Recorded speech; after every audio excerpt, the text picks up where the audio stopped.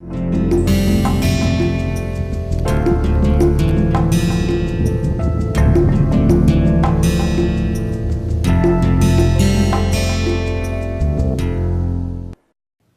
to lecture number 8. You may recall that in the earlier lecture we had considered a model y I is equal to beta 0 plus beta 1 xi plus epsilon I goes from 1 to n, and we were trying to develop a test of hypothesis for h naught beta 1 is equal to beta 1 naught. And we had considered the case how to test the hypothesis when sigma square is known to us. Now we are going to assume that sigma square is unknown. Now if you try to see in practice, actually this situation is more important or say more applicable than the earlier case where we assumed that sigma square is known to us. We had considered that while doing the linear regression modeling, we have only a set of data on say xi and say yi, and we have to infer everything on the basis of that sample of data. When I say that sigma square is known, that means the value of sigma square has to be known from some past experience or from some other relevant sources. In real life, usually the value of sigma square is not known to us and we need to estimate it from the sample. We had earlier discussed that we can estimate the value of sigma square by sum of square due to residual, that SSRS divided by n minus 2. Now we are going to consider here a situation which is more applicable in real life data set, where we have a set of data on say xi and yi, and we try to estimate all the parameters only from the data set, including beta 1 as well as sigma square, where we assume that expected value epsilon I is equal to 0 and variance of epsilon I is equal to sigma square. Right. So in this case, our next objective is how to find out test statistics. So we know that SSRS, that is the residual sum of squares divided by sigma square, follows a chi square with n minus 2 degrees of freedom. Right. And we also have seen that this beta 1 hat follows a normal distribution with mean beta 1 and variance sigma square upon Sxx. And we can also prove that these two are independently distributed. So now I can use a result from the statistical inference that if x is a random variable which is following a chi-square distribution and y is another random variable which is following a normal distribution, then y upon square root of x by n, this follows a t distribution. So in this case I can see here that this beta 1 hat is a normal random variable, this is following a chi-square random variable. So I can write down here beta 1 hat minus beta 1 0, which is known to us, divided by square root of sigma square hat upon Sxx. This follows a t distribution with n minus 2 degrees of freedom under h naught. Right. So this can be further written as say beta 1 hat minus beta 1 0 upon say SS res divided by n minus 2 Sxx. This is follows a t distribution with n minus 2 degrees of freedom under h naught. Because if you try to recall, we had estimated sigma square by SS res over n minus 2. Now this statistics we can denote by here say T1. Right. Now we try to see, depending on the nature of alternative hypothesis, we can have different types of decision rule. For example, if my alternative hypothesis is h naught beta 1 greater than beta 1 naught, then in this case, as we have done in the earlier case, this is the probability density function of t distribution with say here n minus 2 degrees of freedom, and this is going to be the critical region of size alpha, and this is going to be here acceptance region of size 1 minus alpha, and this is the critical value T alpha n minus 2. And this value T alpha n minus 2, this is obtained from the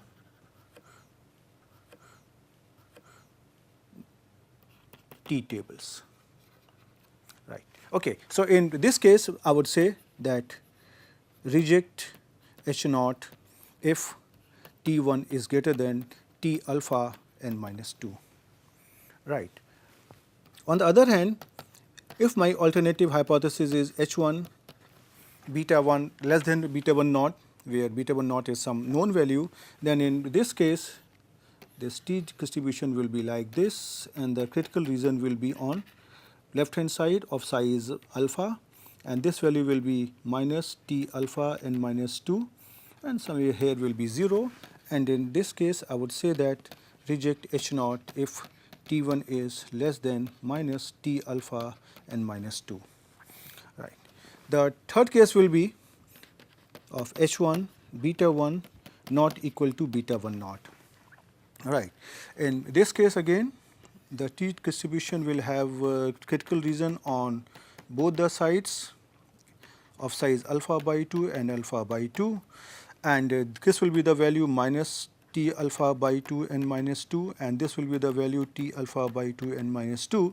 So, I can say here that reject H naught if absolute value of T1 is greater than T alpha by 2 n minus 2, right. So, this will again be our acceptance region of size 1 minus alpha. So, this is how we proceed to test the hypothesis about the H naught beta 1 is equal to beta 1 naught. Now, next question is what is the interpretation and what is the utility of making this test of hypothesis. So, let us try to understand the use. Okay. Now, when I am trying to test a hypothesis like H naught beta 1 is equal to beta 1 naught, and suppose beta 1 naught is equal to 0. So, essentially we are trying to now test a hypothesis beta 1 is equal to 0. Now, there are two options, either our H naught is accepted or not. So, in case if I say if H naught is accepted, then we say that beta 1 is equal to 0 at alpha level of significance on the basis of given sample of data, right. Now, what is the interpretation of this thing? We had learned earlier that beta 1 is the slope of the line. So, when I am saying that H naught beta 1 equal to 0 is accepted, that means the slope of the fitted line is 0.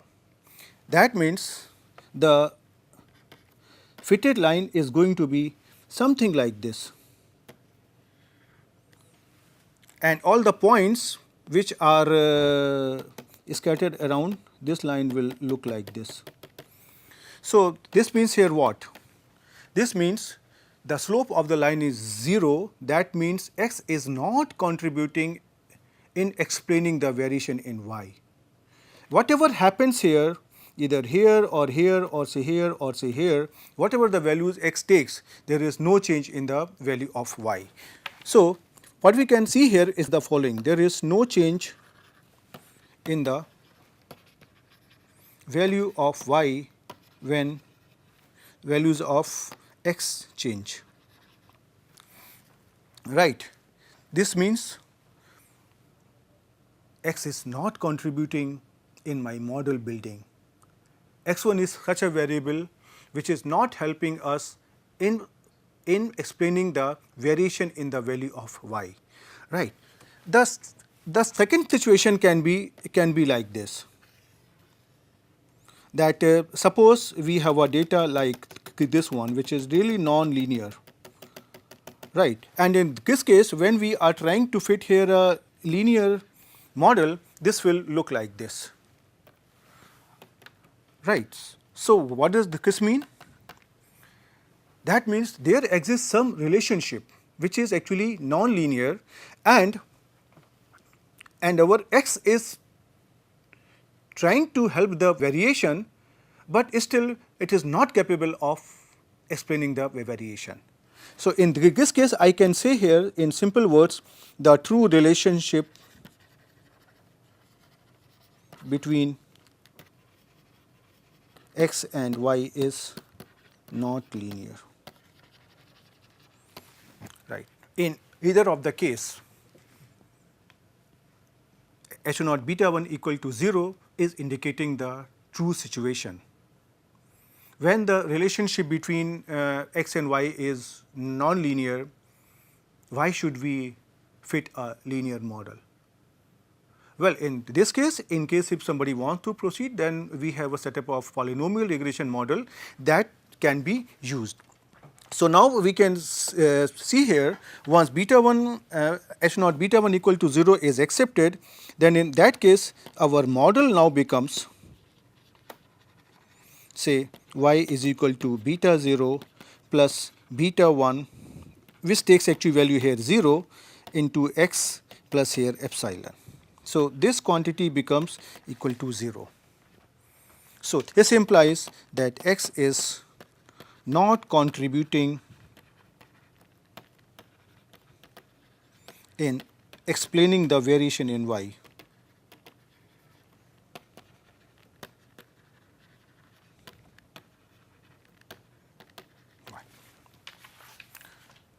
On the other hand,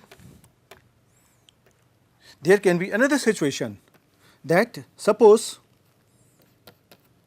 h naught beta 1 equal to 0 is rejected. So, what are we trying to say?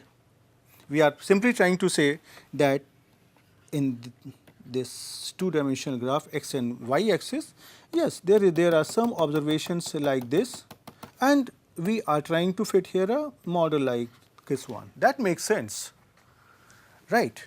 That means x is helping in explaining the variation in y, or in simple words, this implies that a straight line model is adequate, and that is essentially what we wanted. Okay. On the other hand, if I try to take the second case over here, where we had a non-linear relationship like with this one, and suppose even if we are trying to fit here a linear model, this may look like this, right. Even in this case, we can see here that as x is changing, the values of y's are changing, but that is possibly indicating a non-linear relationship. So, it is suggested that by considering a polynomial regression model of say higher order like 2 or 3, that may work in this situation. So, this is about the test of hypothesis using the classical approach. Now, there is another issue. Usually when we do this regression modeling, we try to use a statistical software, and nowadays statistical software gives us the outcome about the test of hypothesis using another criteria, what is called as Pvalue approach.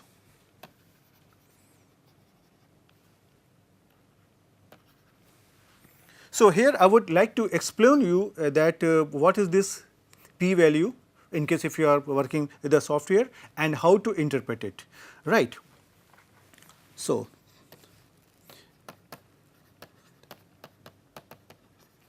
statistical software provide p-values, and in this case we do not look on the critical region, but we simply try to look on the p-value, and based on that we try to take a decision whether my null hypothesis is accepted or not, right. This p-value is nothing but this is the estimated probability of rejecting the null hypothesis. Right. So, in simple words, if I say if Tx is my test statistic, which is, for example, in case of testing H naught beta 1 equal to beta 1 naught, when we know the value of sigma square, then Tx is nothing but z, and in case if sigma square is unknown to us, we try to estimate it from the sample, and then we use the T statistics. Right. So, in this case, the p value is defined as for one-sided hypothesis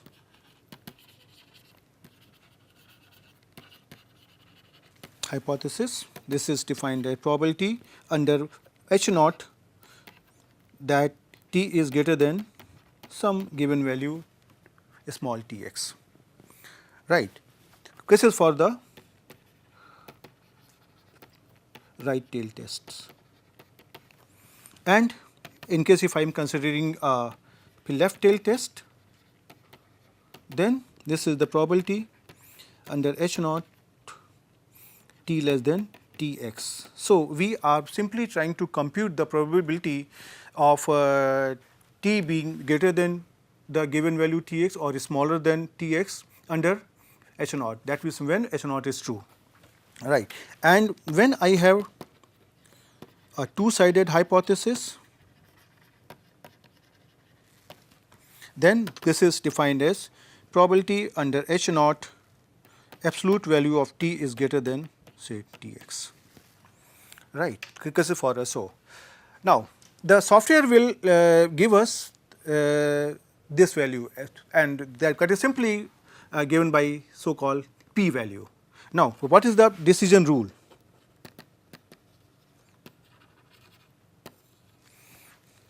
If p value is smaller than the significance level,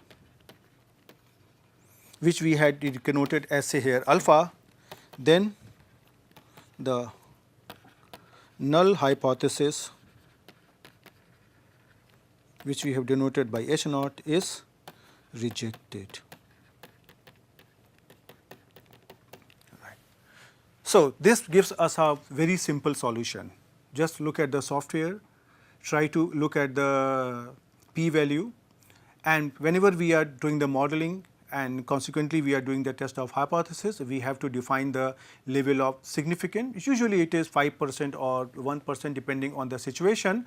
So, alpha is equal to 0.05 or say 0.01 depending on whether we are using 5% level of significance or 1% level of significance. So, you simply try to compare the p value and the value of alpha, and based on that we can take a correct decision about the test of hypothesis. And this approach we need not to look into the tables of either normal probability or say t probability. So, that is the advantage of this approach. So, okay, you stop here now, and I would request all of you to just have a close look whatever we have covered in this lecture and the earlier lecture, and try to understand how we have constructed the test statistics and how we are going to use it. Now, our next objective will be first of all to develop the test statistics for testing of hypothesis for the intercept term and for the sigma square, and after that we will concentrate on the confidence interval estimation of all these parameters. Till then, goodbye.